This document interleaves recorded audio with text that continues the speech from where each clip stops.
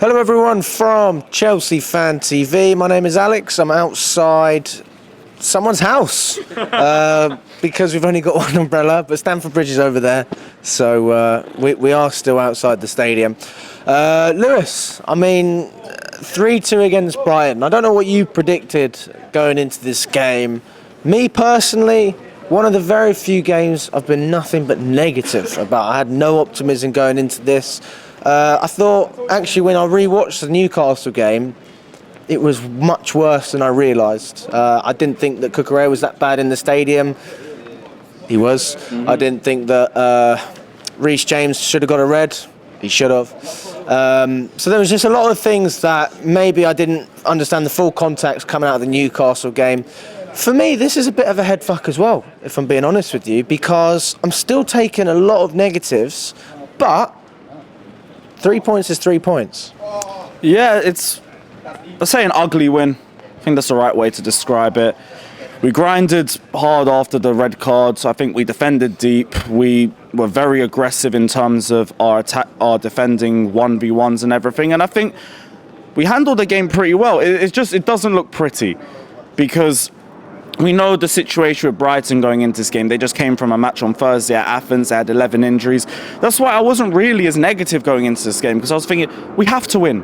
If we have any element of seriousness about us, we have to be getting 3 points this game. And that's no disrespect to Brighton, but they have 11 players out and they had a Europa League game in the midweek.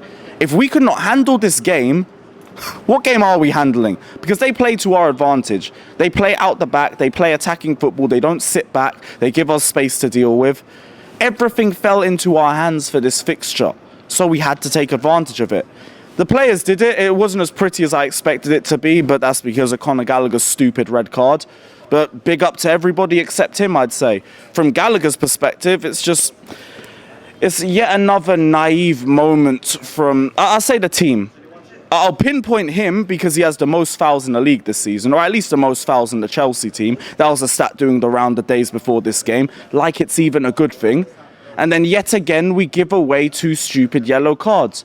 The team was in a perfect shape when he got the second yellow. He didn't need to go in like that. But that is just Conor Gallagher for you.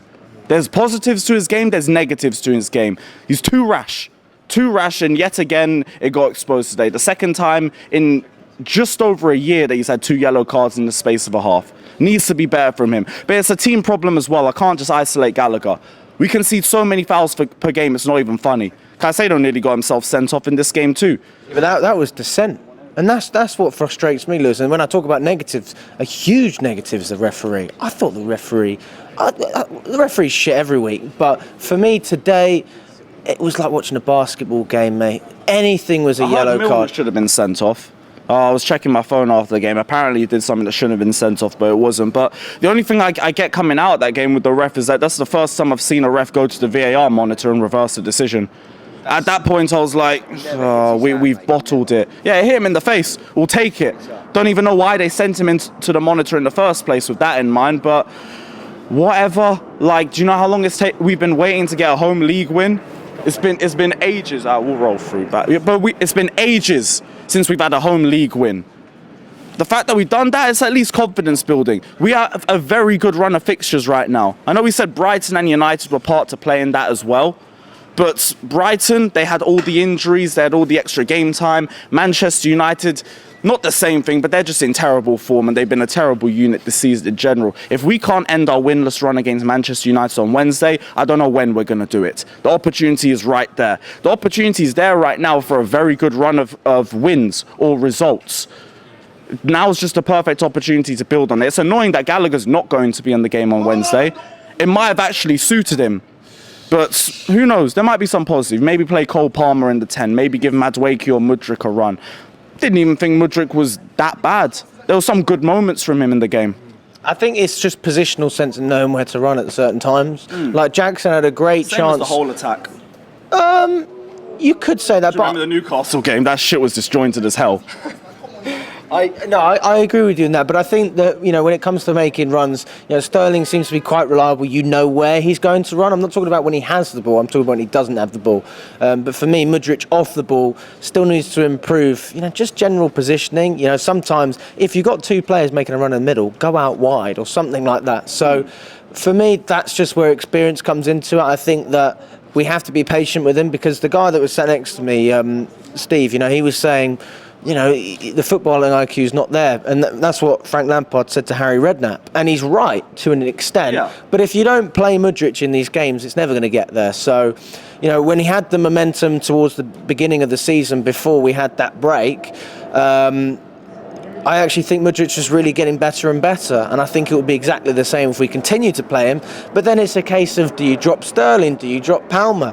And those are players that, to be honest with you, they deserve to start. But what I will say with that as well is, because we have more comfortable fixtures coming up, and also the December pile up, there's going to be more opportunities for minutes. Like we've got Brighton today, then we've got Man United Wednesday, then we've got Everton on Sunday. There's going to be rotation at some point. Then we've got, I think, after Everton, it's Sheffield United at home, then a streak of Wolves, Crystal Palace and Luton. There's going to be more rotation that as well. FA Cup comes after that, more rotation. If we get through against Newcastle, there's going to be more rotation in the semi-final potentially. So there's going to be more opportunities now. Now we're into a bit of a cramped part of the season for Chelsea. Still not as bad as the European teams because we're not in Europe, but this will be the most congested part of the fixture for us so far. So I'd expect there to be more opportunities for him. In a weird way, though, the congestion works well for us. We've been crying out for extra fixtures so we can play these young players. Yeah, actually, that actually improves us a lot. You'll see the likes of Mudryk, Maatsen. I say Badiashile, but Badiashile started his last two league games. Maybe you'll see Colwell play at centre-back because, again, at left-back he was shaky. And I'm not onto him too much because he's not a left-back, I understand it. But the first goal, I think a left-back closed him down a little bit quicker than Colwell does. It is what it is. He's only there as a necessity because of the Cucurella and Chilwell situation. We move. But at least we might get to see a few more minutes of him at centre-back. Hell, we might even see Petrovic get some minutes. Sanchez was scaring me with some of the plays out the back. He looked like he was beefing the East Stand in the second half, the amount of times he was hoofing the ball there. Maybe Petrovic getting some minutes will be decent. Obviously, I'm not going to say bench the guy and everything, but come on, man. 2-goal lead and like you're doing dodgy passes again. We've been here before. Let's try and learn from our mistakes. I do feel like we made a bit of a mental step forward with that. We kept our heads cool the entire second half, but still giving away stupid fouls. We're still having stupid red cards. That's got to improve. Where I think the mentality is improved, I think the lack of discipline is still there with us. And that's got to be the next burden for us to try and overcome. But we'll see how that works in the next few weeks. I can only judge it as I see it right now. And right now, we give away way too many fouls. Nicholas Jackson, he said he needed some extra motivation before the game from Astrid Ware. Do you think that he's going to get rewarded with the 3 points, or is there a little bit more to it? Brother, well, what he does off the pitch is just you do you, innit? Just keep it legal and all of that. Just get me goals and assists and have good performances on the pitch. I didn't think he was that bad today. Looked good when he started drifting out towards the wings. He helped out and build up play at key moments and was just unlucky with the execution after that fact. But yeah, I didn't think he had a bad performance. He needed a good performance coming off all that drama and everything. I could literally hear everyone saying, oh, his mentality's not there. Oh, he's too focused on women if he has stinkers. And you know that's going to come whenever he has a bad performance. But just start as you mean to go on. He had a good performance today. Go to Man United to do the same thing. A bit of GNA would be nice as well every now and then. But as long as the performances are there, there's something you can build on. Yeah. For me, he epitomises what Chelsea are this season. A team who can have a great game and a shit game. And a little shithousery as well. And a little bit of shithousery as well, which we need. But we talk about the dark arts, and Pochettino's been trying to drill that into the players, just being a little bit more aggressive at times. I don't think that you're actually able to do it anymore. And I think that, I was having a conversation with people before half-time when Gallagher got the red card. The way you want to play in terms of being aggressive, little tactical fouls, referees are just not having it anymore. So I don't understand how we can be more aggressive as a team when you've got referees like this every week. And I know I'm banging on about it. Aggression, though. Because when I talk about controlled aggression, I look at someone like Rudiger. Rudiger from, let's say Tuchel onwards. This guy was clattering into everybody, but he timed everything perfectly. I was never thinking, oh, he might get himself sent off here. No, he's just weighed in the guy and he's got the ball and he's driven forward. Like, I feel like that's what you're looking for. But in terms of the dark arts and everything, it's a bit harder with VAR. But there's little things that you can do, like loopholes and everything. Like, I remember a story with Jose Mourinho where I think he said to Gary Cahill, like, whenever you're leading towards the end of the last 10 minutes, both you and John Terry drop on the ground, because then the ref has to stop the game. And it's little things like that that I think, yeah, you could incorporate that into a game. Late tackles and everything, no. VAR's on your arse now. That ain't going to run. That could have run 5 years ago. That's not going to run now. You need to adjust to everything. But you can adjust. You can still be a shithouse. Look at the likes of an Atletico Madrid, for example. Teams know how to be a shithouse when the opportunity presents themselves. Even little things like have the ball boy boot the ball out or something. You can be unbearable in certain instances. You just have to be smart about it. Not silly fouls like I saw from Conor Gallagher today. Nearly got himself sent off like 2-3 times before the red. I haven't actually seen the replay. Bro, both fouls were stupid. Both fouls were dumb, especially the second one. Like I always say, if you're on a yellow, don't do anything stupid. We were in a comfortable position where you just went and clattered into somebody for no reason. And then you get yourself sent off. And like, again, I'm not going to just isolate him because the discipline as a whole team has not been good enough.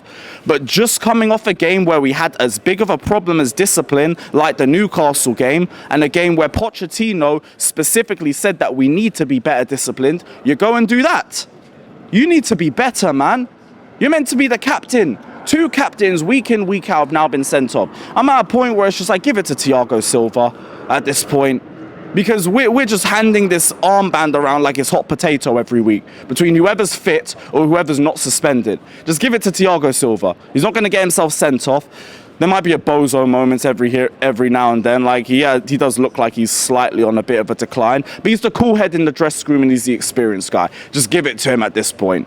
Because everybody else just screams either naivety or the football ability just isn't there.